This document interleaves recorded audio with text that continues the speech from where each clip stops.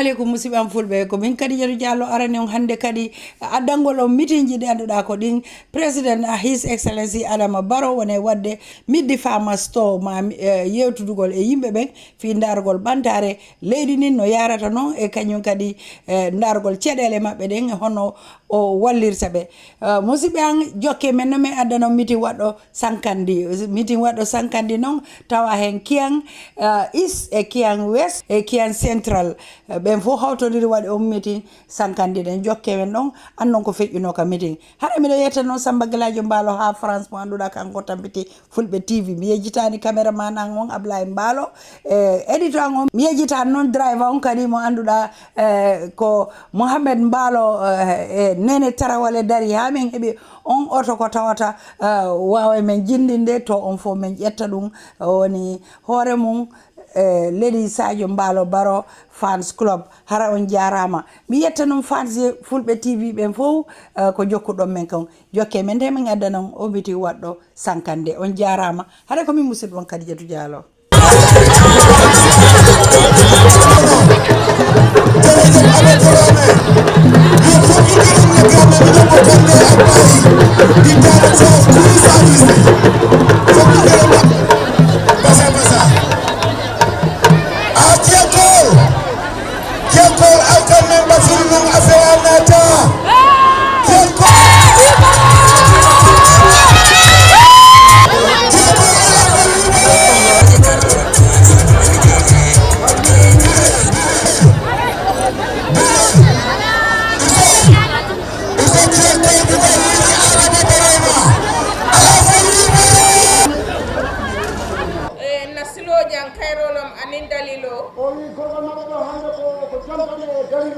Kama salo nyame banko president banko la constitutional yamaro ko hanni signa kilinom sankono ay na funti anin jamaye nyo o ko non do ni mo le do mo do le ko do yamdo la constitution mo do loi gambia ko do ko ni to isaje banko dingo safaye ye la hajol faye ye munu fana abe mansakunda do ko minna wodo ko be tol ka nyamen asa fo hoye o isi do wal man dia yimbe leydi be dana ko jabe dana mo sero mo ko moni ni wala ko kala mo dum mo woni e ligiyaji kam president Barrow do wata ni be dana ko kala ni yimbe be na wala tinna nak programme o ngalande nyaalla mi yalon ko o non wadi ha mandi programme o ko tali yal wonde do mini bebi naja ye sasi minna ibe wole kala o ngata do ko so mo be tasamo be madama no hayni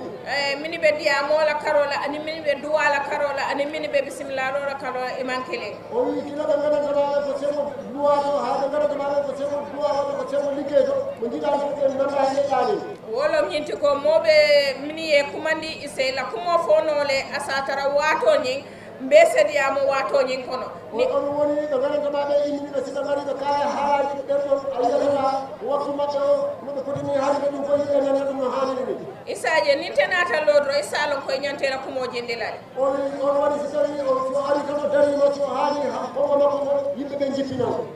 Bakari Dabo ay na ay lutongal bismillah o ndiya o yo adu woni wade de kam jippina hoɓɓe bismillah alkalo le la konton jowla ta kere kere ka dinna chef bala banko chef bala wendra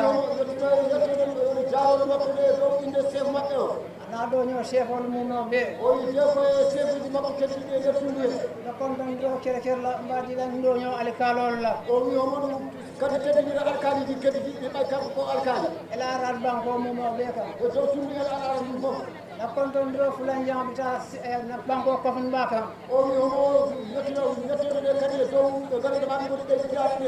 tundu mabbe ani ma sakunda do kula muno men bebe ela rar banko ka o di ko do la wonde do ko de tundu ela rar bebe konton na o ko ko konton do kere kere ngamurun din alfa ba kam banko be alfa men keta president Adama Barrow o wi homo ari kadi ho yodi sarna mo dum garama ko mo naati president be le mo president Adama Barrow na jumbe anala no mo ken no mo nyo kendol o yi de ko ganda ma be jokki ma ko jema nyalo ko ganda ma ko yimbe hande be jokki ma ko futala ministre luma gila ko ko ma ko ni kaji to kana la député olu kan ha ko député di makko di bantla banko mol mo chembel membe siri la banko le kambia banko kanjang ngebe konton o wi gambe ma be mo le jala de jolani do inde le mabbe der gambia te fu mo sanna mabbe jala ba fulan na ko bono baye ko o mo ya president mo wonde ma aya fonna banko president da banko amiro nga sinima sato kono jan Sankandi sato kono o wi ndero mo holla wonde ma on hollu wonde ma sanna amno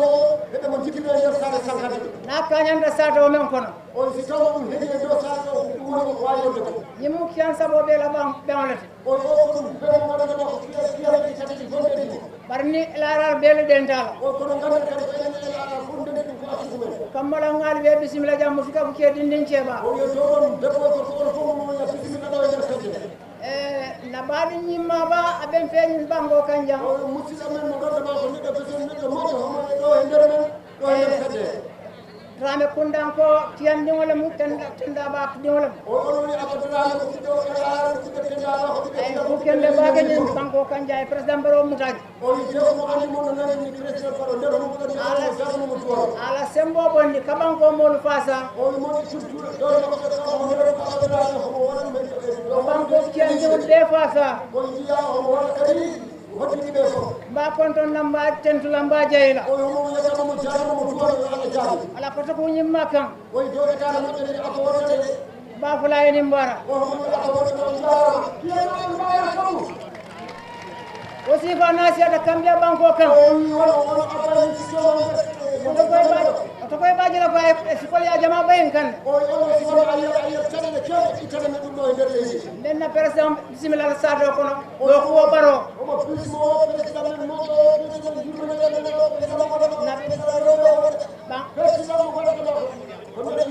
banko president celno me alon ko ay Sankandi sado kanu wara ci banko fanam be kanule elaran banko fanam be kanule wala do kula borom ba fulay bismillah banko kanjam ba fulay bismillah Sankandi sado kono jam aya baraka assalamu alaikum allo Bakary Dabo sañimɓe sefo kumanila Lamin Dramé ayna ani jamaye kaca alhamdulillah rabbil alamin alhamdulillah rabbil alamin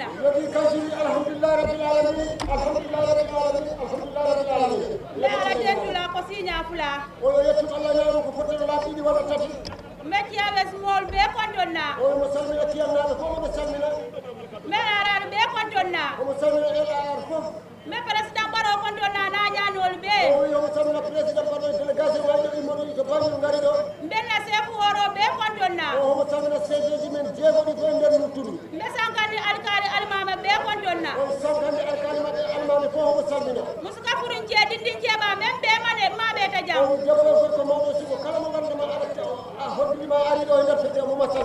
yo president Barrow si men fono e ndol ko tan doni jeyro men be ni tema kadu dimbe tan dumbe jeyi arabe busalale president Barrow musol ko ngaw foy ni be tan dumbe jeyi arabe busalale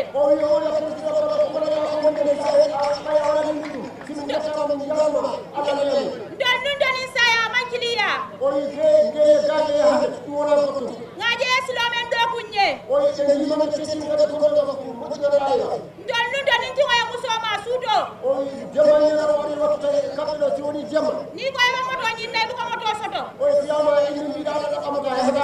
moto ti bu ko som aka fala la silo man bete ya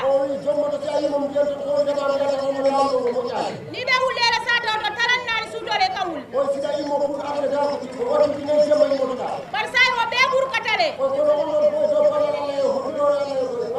une o sa president Barrow le woche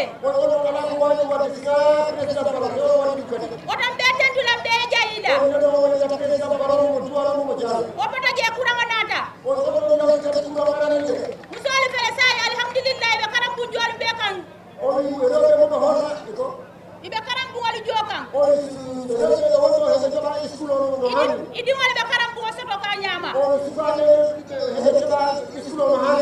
yo ko mo fana tento ni jeyro sindima president Barrow musoli ko tiaga musoli ko ibe la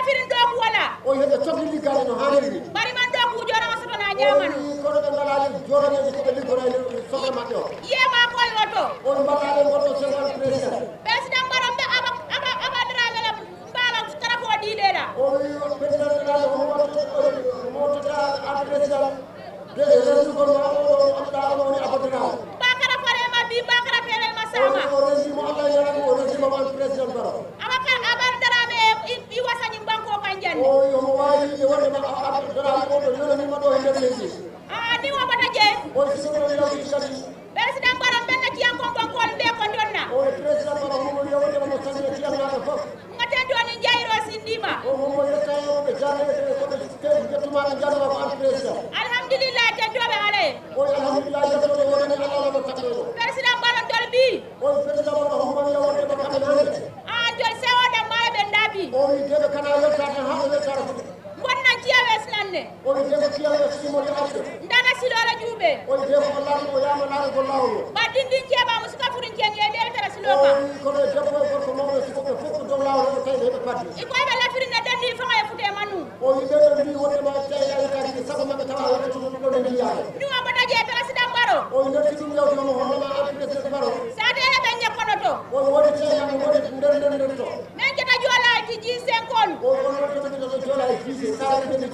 imanku na soto iman silo soto president Barrow nyande hakilo fayde fana kanne ifana be kiya wesdanne yo mbal tandula mbal jayla te president Barrow men ken tabe fon wala jam president Barrow en der dunya ni nyandi la ni ala kiyama ay samba makala ni dang bani kili ko wononye president Barrow wata hani sungo din sano e mbakele henne president Barrow musolu ko ngi tentu ngi jayi kiyawe musolu yo ara baraka baje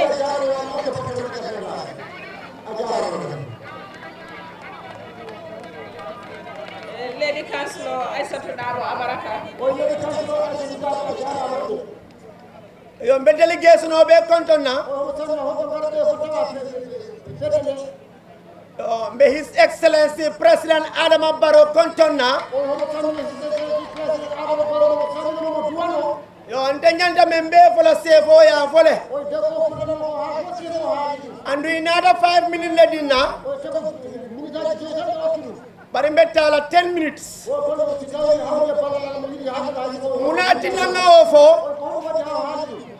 Kiam West election 2021 President Adama Barrow boyta janne ay député londi aliya boyndi ay chairman londi aliya boyndi ay council fula londi jula far boyta kiam banda wot wala gayeta Ntelebe lori jang Adama Barrow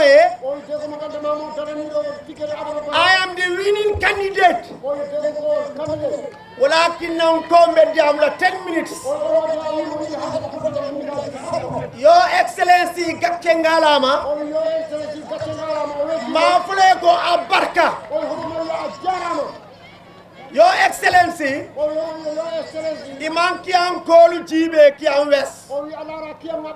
Yena Silo Dada Yena Kurangor Samananjang Ye Lopitan Bale Lo Jali Mo Kili Nebe Jami Yalonko Awinta Karte Fayola Itala Karola URR ila councilor be mo Adama Barrow la talati adila chairmanol be mo Adama Barrow la talati CRR fanam be wole nyama CRR not fanam be wole nyama mba fola funding kele ko ngamanya menje bi ngalongo kiangolo they are ready to change andun ya fale fana ibe falindale iko molu milike flindi ka foy ko sanyi moni fulay be mbute kan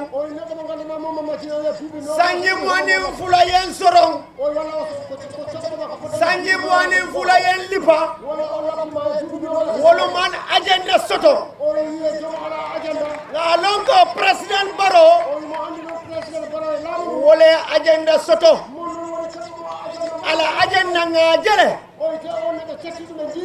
ni mbota wala o mo kadi fulo men kamani kaka ngo fo alsi haketu o fulo kawo te de no kadi no ko me demba kiusel fanan konton na bak o sanna coordinator on woni demba tuzo demba kiusel mu jata paleti your excellency demba kiusel buka suit buka sino o demba tuzo won mo ne mo gandama danta na bota wala be na LRR la police officer be konton na be Sankandi police station o fanan konton na itolu fanan ilota ila dogo beta na jambakele your excellency me men frère musol ko meluke filindi nu ha sa itolu ya lonne ko wowolte filindi no la ko de bari mo dole be lorin abe lorin nakara jang akonya wato sida ngamol be konton after o kontrondro ko la domandimbe domandi lala jele your excellency ntolla police solu nga lonne ibe motolu diga molla police station nolla pare lafta fanan Sankandi la police station noto itolu fa itolle kata fo kemoto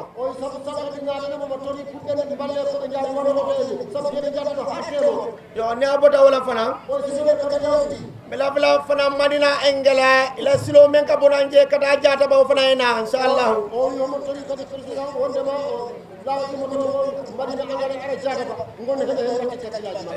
ala barka bake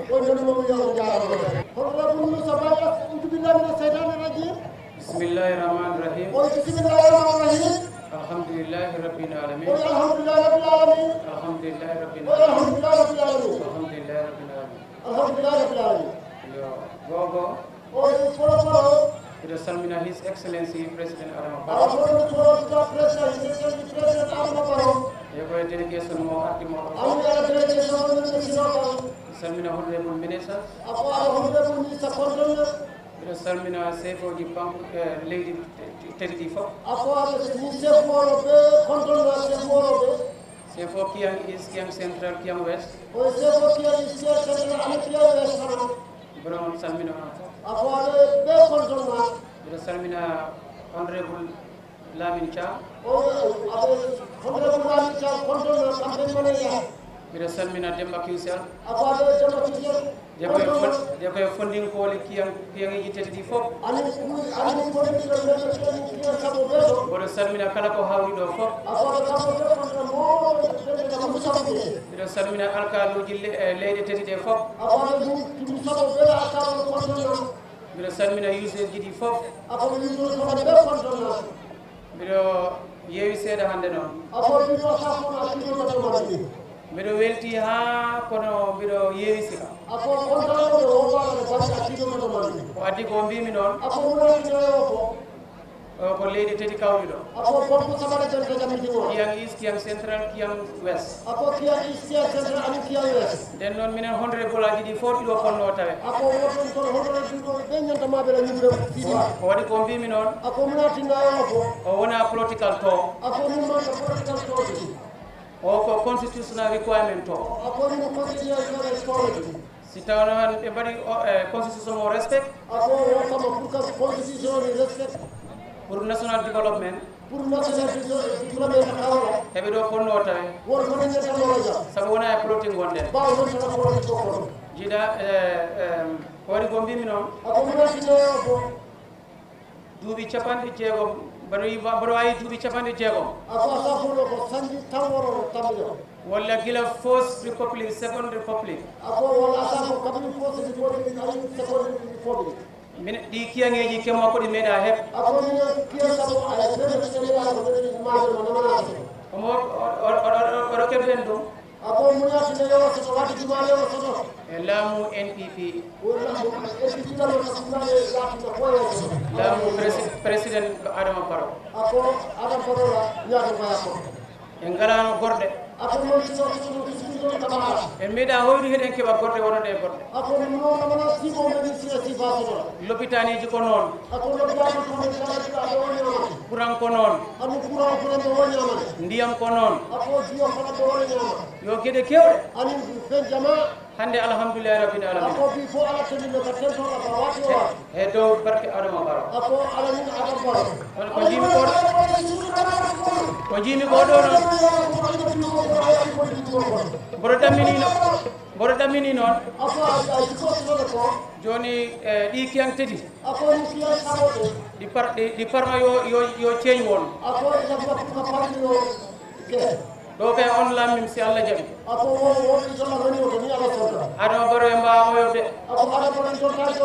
sina duwonoɗen mo jetten mo enen fof ndenten enen fof ndenten gonen ɓaw mako nanganen mo liggoɗen leydi noon yaari yeeso sabu gila Allah totti men mo ko fof o noddi fof o waɗanta o laara aɗa mo ferani a feranaki mo dego fof tan o fondi te ɗum lammen ma en jiima ɗum nden noon kiyang east kiyang central kiyang west boɗo mon tori mbakkile ƴoyne ko yawtum gaccet ƴoyne ko nangen ko Allah okkumen ko Allah waɗi ko mbiɗa han a nangata a rewta hen on ko hoorema tan ƴoynata dewɗa han hen yimɓe ndewa hen a rewa han hen koyi ko waɗat nden noon président Barrow ɓay janggu midi goɗɗo mo yeeso weltare amen de dalmi mbawama yiɗode foti amen ha jonne noon mbiɗon a waɗaminma ko heewi noon haɗa waɗane ha joni kono probléme amen tigi siga ndiyam ko probléme nder kiyam no bete nder kiyam central fof kiyam east kiyam west ndiyam ko ɗum probléme on jarama idemo kenne sifa alma yeme banko kan be His Excellency President Adama Barrow kontonna nañol be be sefo lamin drama kontonna ni sefo min bebe jam be alkalol be kontonna be almamol be kontonna e gouverneur Bojambe jam mba kontonna be musol nin kewol be kontonna mini be jam bari bi fongan fama dol konton kawsu demba akana mitino la maji bari nabe jamba konton sana Barrow be konton la be Amadou Sane konton la kiyankaya bari be na regional chairman o konton la Omar Drame anala molbe ya kata jam bake be Abba Drame konton la be na council konton la be na National Assembly member konton la be Alfal be konton la President Barrow kanunti jama be jam mfanan kanunte be jam kadu momo ende kanu ko President Barrow kanu ni bi yen kanu man President Barrow kanu hani mon kan ko se andi la ki jambi bari bi mbem fama konton la min kata wulu fat ika fay lamin samade kiyankol ka fay landi ñomi kiyankol ka fay la ñomi bakankol ka fay landi ñomi kabum president Barrow sida meet the people to wasina ñina mun tela sinya woro njamati pour ka diamo kian jang ni meet the people to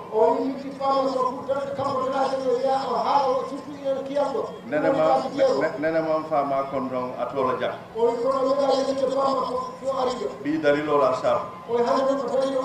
an milaw ko la ñaato do mande bari follow contanda pour kana kian jang alla ma be jam mo siada and digira ko president fanan contanda ken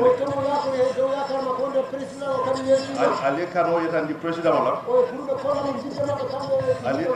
ali la fo yetan dala bari ngalon ne ko inshallah to nyala be labanda president Barrow do ko min ke janga lewleje abe do ko min be kam banko kan lewleje yalo nga faale le ko ni man sa kew bedata yirwale kana na balafa sodo yirwale kana na tilinda yirwale kana andum dole je kan gambia jam man tara jimfo kan katum mo ministre gato nyale fo abe nyami kian silo mol ya fol sa mol kana kian ni kadum e gatra kashala je fo ato bindiate ye dum modo lay yeta kombo ni tata kian west itata karanta basilola ko isafu alhamdulillah ni nata lampo la karola kurang ngaji dulalto sa enka jisuma minga diata nyanyami modo ya fo akodi fudada sa doldo mimbo ko kian jali ni moto futata wato wata ni frijo sifa do seji yalo mo kayra baleti mo yirwa baleti kian jali loptano sodo loptano miyalo ko president mo ya a loje aya dayele me kadi tambila andunal yeni screeno balaji balba loptan mu jeleji Africa banko kan el central teje min tambita nyin banko do lal keto mo to boda ila health central man futa teng e manyi machine sifal so baramanda wala karanta ba loptano aya je ko asbestos wala mununga a kankaramati andum jero kede ko asbestos mam betia nun do ko lem ako ko be bondi ka kuta yandi andum be tembo min to ten karanta ba loptano ye ay laran kuto tan soto ay skadin masimo soto ay joran jama kuto soto ay ambulance kuto soto min be loring banjul pour ni o loptano parida pour kana wo yeleje be tembo min do ten abe loptano lo ka madina sancha abe do lo ka madina angal be ya jele committee ambulance o fata da banko kan janyami dula dol to siloɓe jawyari num ñamin nin timoye musomuta e ka folo ñiwo fo somanda hani kiyan jalite serum wato do sodola timoye musomuta janni ñi loptano pare la muso dunta timola na kewdo gele gele min ke laaji ata loleta ye muso samba lopta timoye musu do muta itata gele gele drive ya akoye ko abatatale foni ye driver do ñini o muso tuta wala ñama fo somanda sa woli loptano soto ambulance kuto ke lay fe sate oto ani sate to malu pour que muna famola ngamiro mu kayra bale ko sa imam sane ya fo ñami jata ken dia bunna do ngole fo bari president Barrow la ministre na lo to janga se fengol ko miya lon ko sembo warga president Barrow si ministre makko bondari do si haali do harado ko ngana tama on du nga nyaton ka kendo soro sa hemma hore mojo bari ay ministre kendo le tombo ko Allah walli mo kadi nder hakilla do suudi ministre ji modi kadi bari mbafola le ko kiyam ko mo len kiyam president Barrow silo le wala president Barrow ay silo keje abi sila dol doku kan ay lampo kejang jo ay joke dulalto bari nyinka mo fam kunkilin na balu nyale sonendi bari puru tundo yirwa puru tundo ye development soto puru yirwa na fanno bela Senola Carola, Safaro la Carola, Factory la Carola, Kujamal la Carola, Fonga Nyomuta, Fonga Nyofasa, Nalo President Barrow Fe, Kadu Ngaji Atele Bakan and Ateleano. Model ka molu nene kia, Ika kuo sifa befoye, Bari kian kolu. Bafola le ko nimba di bungolu mbe sirin tendato sisi kulumbanata sisi kulumba nata ako puru nga dumbe nga tenyola badum kol ka fontol ye ko alto liye batu jambatu kulundo binal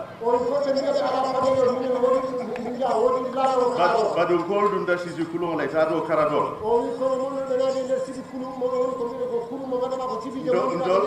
ndo se simbe kulundingo batu la fo baralem fo kulundingo lem fo kuluntina mumeke nse siban go batu bam yo ngale badu bum kol jel ni ro kukilin ni na faje e ka sawnet andi bololem ni siloje to nyaabe daming e ka sawnet alma modou sabaliji ba tentu lamba jayla biray siloje ay to nyaaje andi yalo momo e karofloje wala ka to nya fonode yalo dolbe karakilin ne bala de karofloje aje to nya be damin silo be damin birwa be damin anata je yankolu si kulumo president Barrow aya ariandi nan ne koteke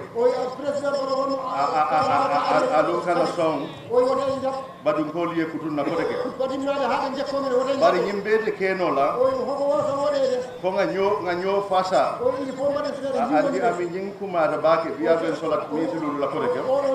waɗi fayda ɓeɗe kura keɓe laana hesa ñoo fasa fongal do ñoo fe o wi dimmoɗin kono waɗanin ko ɗiɗi fondaɗoɗiɗe mona sabu ɓe ñin fola o wi ko on watti hamo haala ngol ɗo kongo mbatu ngam fama ala tari ko domandin fo minute killing o wi jaafoɗon o haala histiri bamma ko seeɗa ama wulu kiya o wi o jibinaka e nder kiya bara bama na fama be bota kiyam o wi kono fama koye mama ko fof ate wuluta badu bakaw de ko badi bo wula bari nde wuluta kiyam ka dum mama musoɓe num kiyanne mbama nata je kaɓe ka dum delen din folot o wi de ko kiyam o jibina sabu ko mama ko alɗo bari kiya o jibinaɗo bari kabrim famaɓe school o kono kilo wakkuma fama ko mo school fo sign ha hande ɗo ay min be doku o ko liggi ko fof aya be doku a baɗigol e min ɓe kiyam o wi ko liggani musidɓe makko ɓe ɗo gonɓe ɓe nder kiyam aɓe permanent secretary yala o wonno o permanent secretary sanji tannin fula o duuɓi sappo e ɗiɗi ala kulu sabato soda o wi paɗan makko ngurungal yuli aya samba faraboya pour aya pagis o naɓi ɗum to galaboɗo pour a moƴƴinanano ɗum kaduma ka min soda ka be diya baɗigol le la ɗin kiyankol ala ko sabuni sina ko heɓe kala nder liggey makko ay do ko ke World Health Organization international appointment o liggino won heɓe organisation sanji tannin saba kada sanji tannin nani duuɓi sappo e tati ha duuɓi sappo e nayyi aka min be do ko ya be diya baɗigol le min ɓe o kiyam wi ko liggi ko fof on kalnaba ko fof ƴettuga okkika musidɗo aɓe permanent secretary yala o wakkimo woni o permanent nde mbama kata faroto mile 7 mama ko yarno paroji ndeɓe Gambia High School yoɓanama ha gada mbama mako en kajjaba do boto dunin koto ka samba o immoto no ara o walla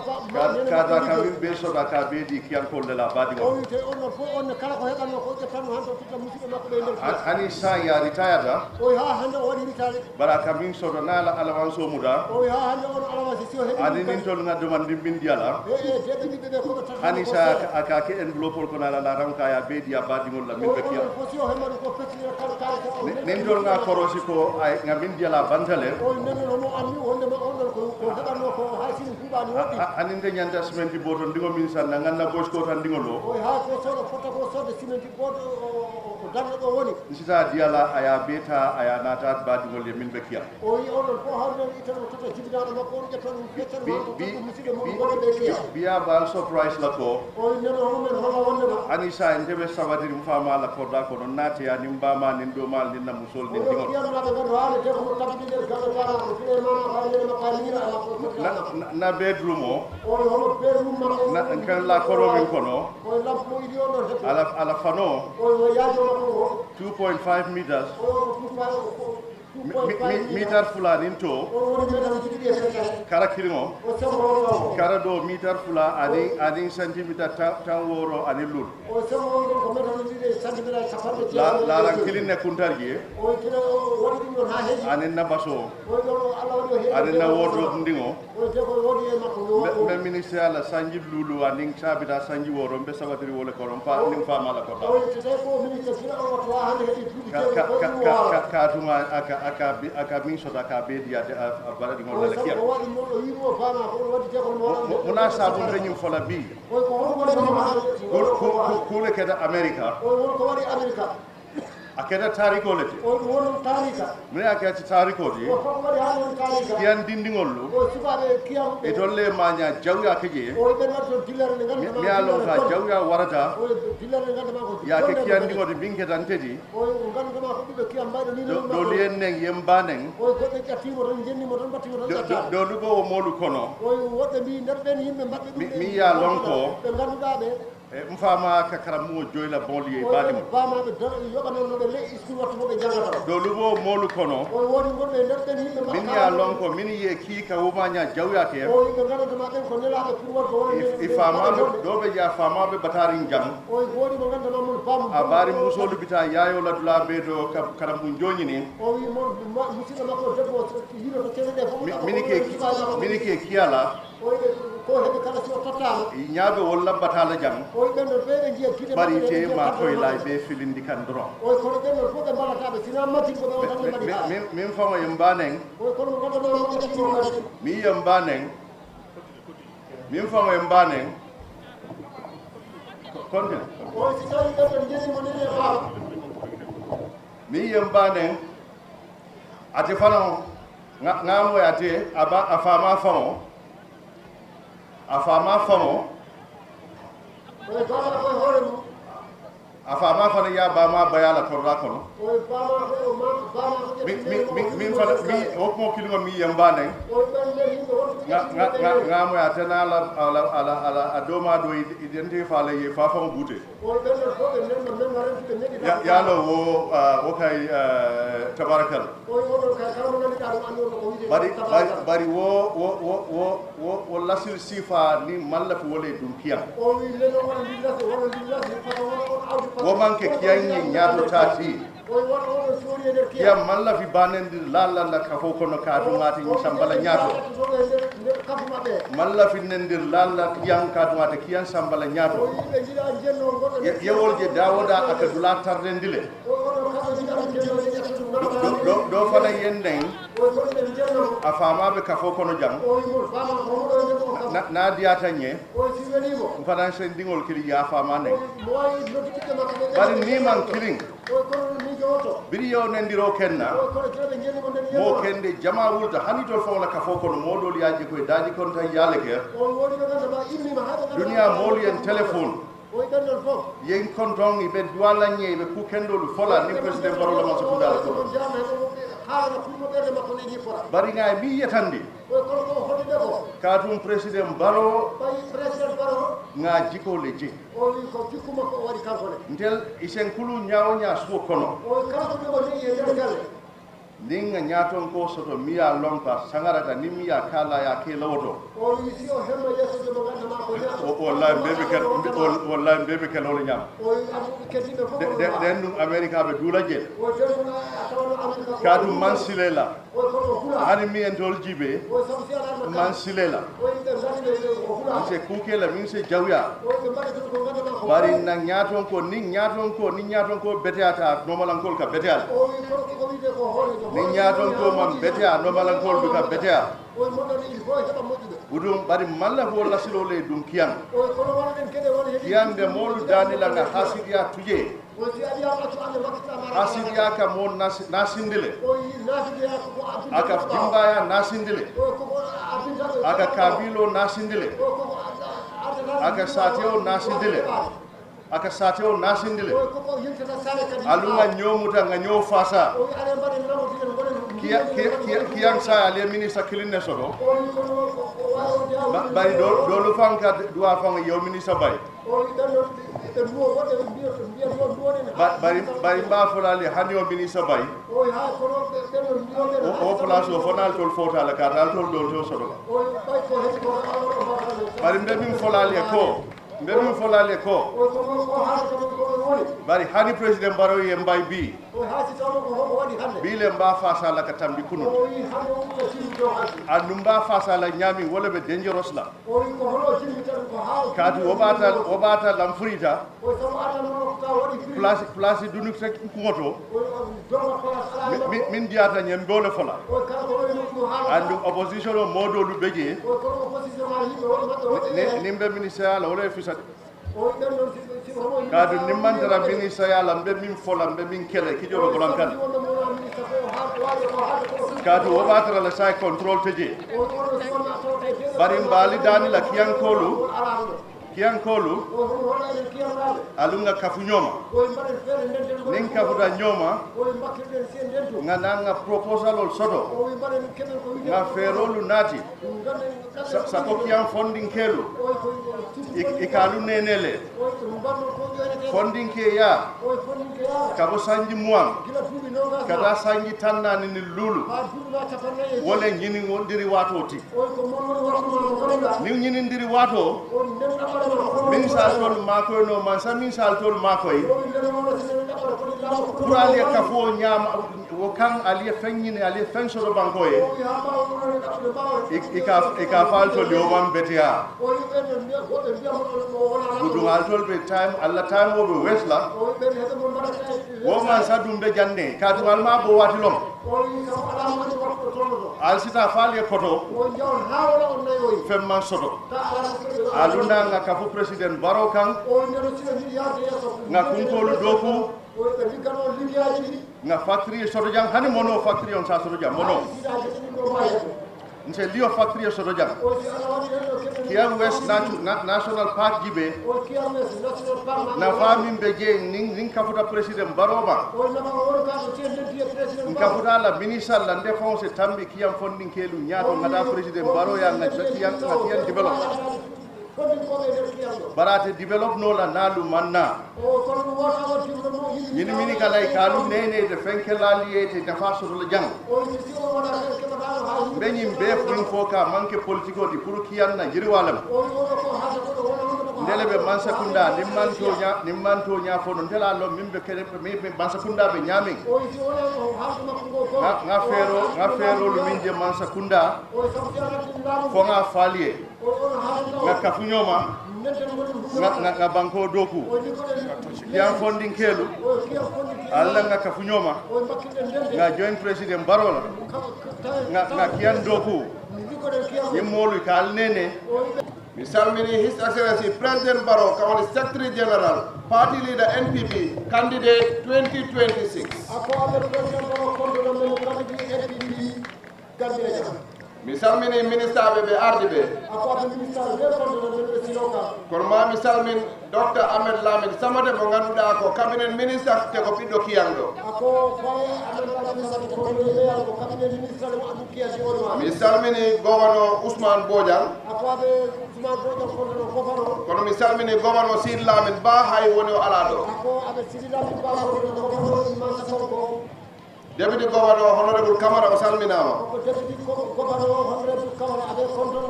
mi salmini député meɗen moƴƴo suka kendejo ɗum woni Honorable Younusa Balde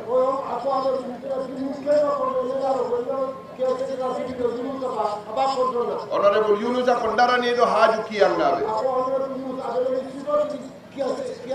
mi salmini sefuji tati gonɗi ɗi kiyanɗo kiyan west kiyan ise kiyan central sefuji ɗi fof calminama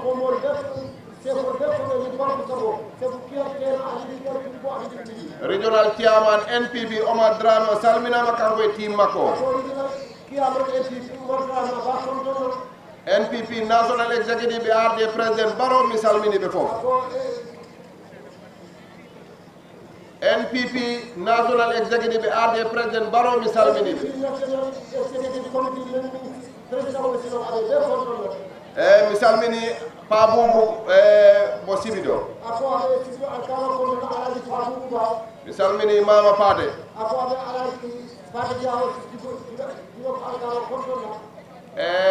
sa ari kiyanɗo ma mi salmin Lamin Thiam o woni campaign manager NPP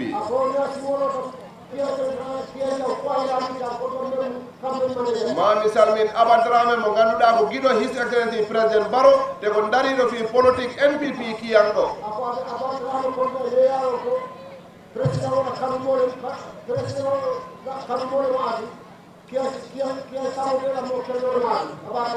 mi salmini Demba Kiusel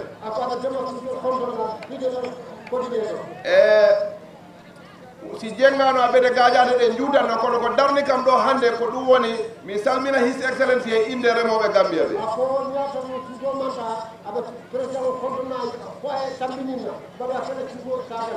His Excellency o gollani yimɓe kiyanɓe tigi e sengo ndemale His Excellency ta laari ɗo kiyan Sankandi ɗo tigi ɗo gonɗen ɗo Sankandi ɗo an remata ɓe hikka 7 hectares hectare ji jeeɗi an okkiɗu men awdi maaro kiloji temelle joyi an okkiɓe engrais botoji capanɗe jeego ɗum fof ko laamu ma ɗumen rouge projet okki Sankandi naaɓe ɗo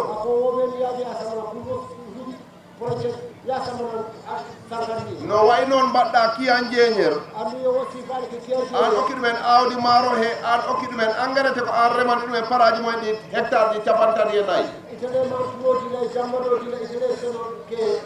an waɗi ko way noon in jasobo an waɗi ko way noon he jiro ɓe heɓɓino awdi maaro ɓe heɓɓino engrais te ko an okki ɗumen tracteur remani ɗumen taɓe yoɓani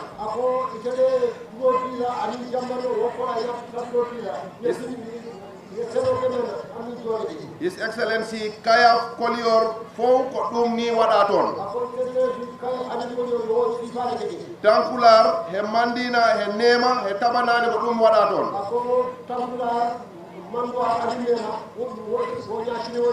a waɗi ko wayni Tendaba a waɗi ko wayni Madina Angele te a waɗi ko wayni Kundon Fulakunda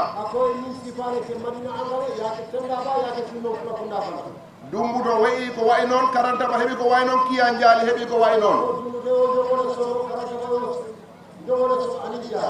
Janaba noon Nema Kuta fof an okki ɗumen awdi maaro an okki ɗumen engrais His Excellency ceeɗe mballuɗa ɗe ɗi kiyanji tati ɗi sengo ndemaka e engrais he awdi e mbawɗa ɗum honde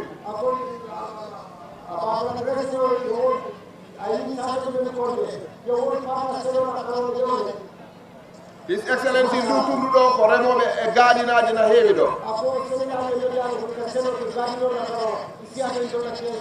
wadde laamu maɗum he jira projet ɓe arata darnuɗo ɗo gaɗinaji kati kesi pul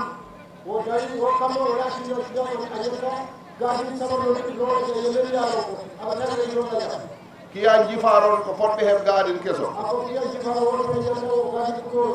sibito ko fotɓe heɓ gaɗin keso kuli kunda wumen gaɗin ko fotɗo won gaɗin keso His Excellency ɗi gaɗinaji fof contrat ko waɗama sayin liggotoɓe ɓe puɗɗoyma His Excellency gaji o wurɗo wuro kan on kadi ko projet ma gaf SP woni e gollude on His Excellency ndu tunduɗo kulle meyangeji na heewi ɗo kulle marafenji bey he baali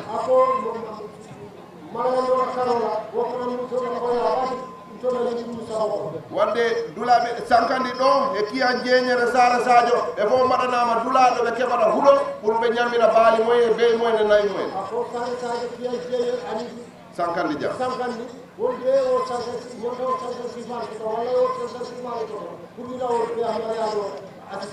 His Excellency dulaje darnama ɗo ɗo nayi jarnete sare wiide Sare Sadio e Medina Sandia e darnana ɗon beyi he baali he nayi jari comme sifa mo jinoɗa o Sare Sillere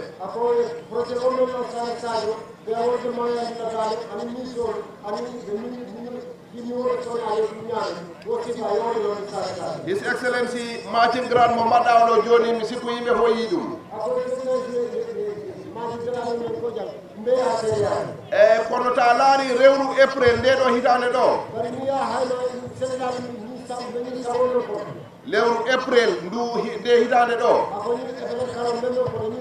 minen min garino ɗo Mansa Konko okkirgol Martin Grant mo ganduɗa ko jira projet okkiri ɗum pour communities pour association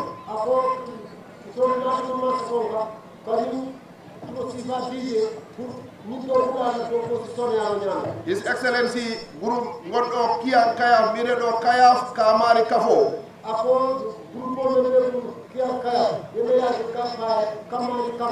ɓe okkano $8,000 ta wecci ɗum hande ɗum ko guluje temelle jowi e guluje capanɗe jeegom 560,000 ko ɗum Kiyan Kamari Kafo ko ɗum ɓe gokkano lewru April Martin Grant iwɗo jiram e laamu maɗum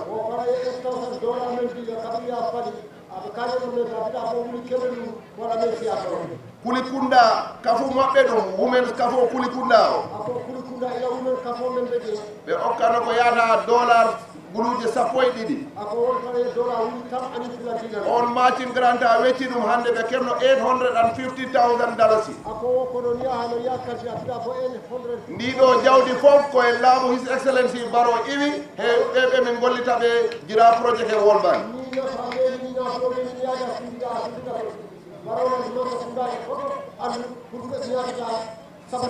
His Excellency ɗo ɗo wonɗen ɗo ta laari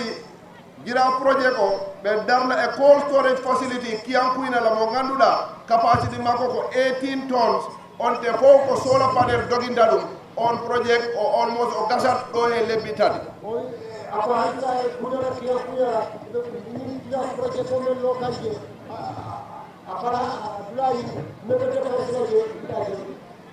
His Excellency Kiyankuynala goto ɗon projet o moɗon darna e tomato processing factory mo ganduɗa ko lewru maaj golle ɗe gafeɗa minen ɗamini an arta mbaɗa ɗum inaugurate on processing facility kiyankoynala on projet mo ha taw o liggama ha gasi no ministre haaliri ni yande uddite ko président o noddina ara udduta projet o te projet o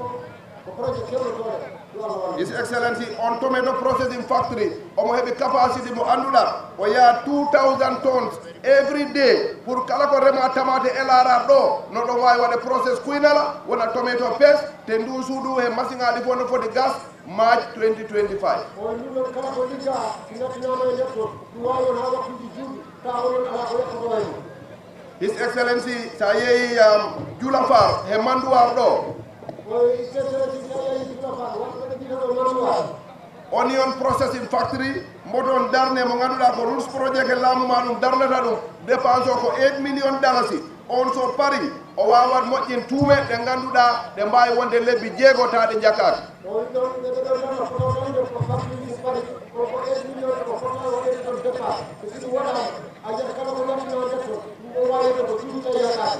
His Excellency on onion curing facility omo wawi fewnude 100 bags every hour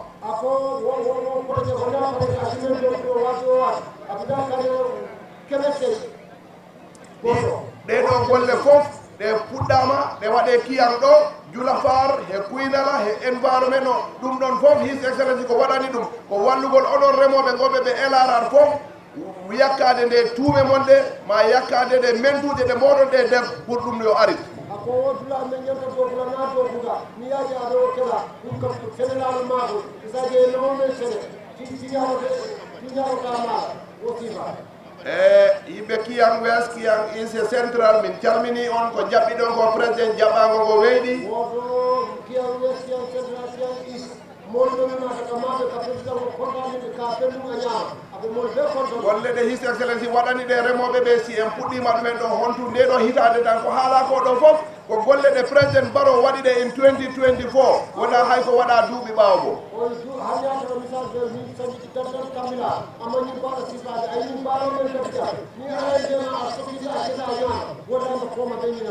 His Excellency mi salmini Dikko Ba mi salmini Kiyangnaɓe fof on jarama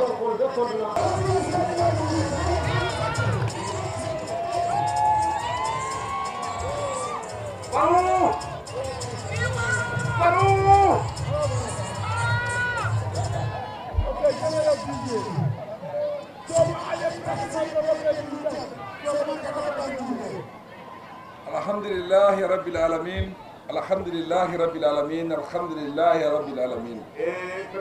President Barrow wiyo alhamdulillahi Rabbil Alamin labitati.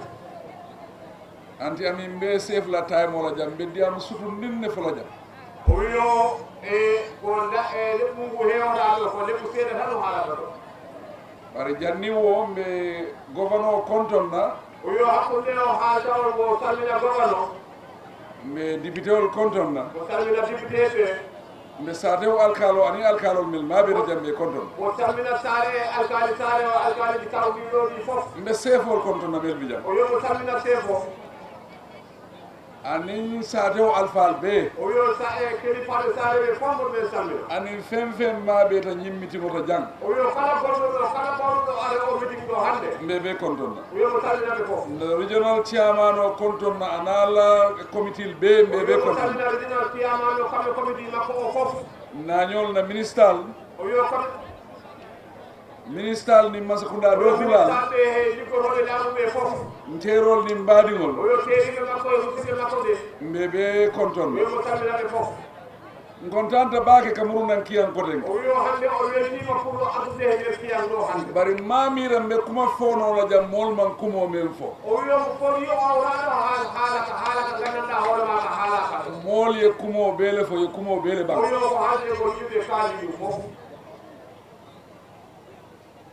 Kian Jang, 2016, nga gagné baale ke Kian Banko kay.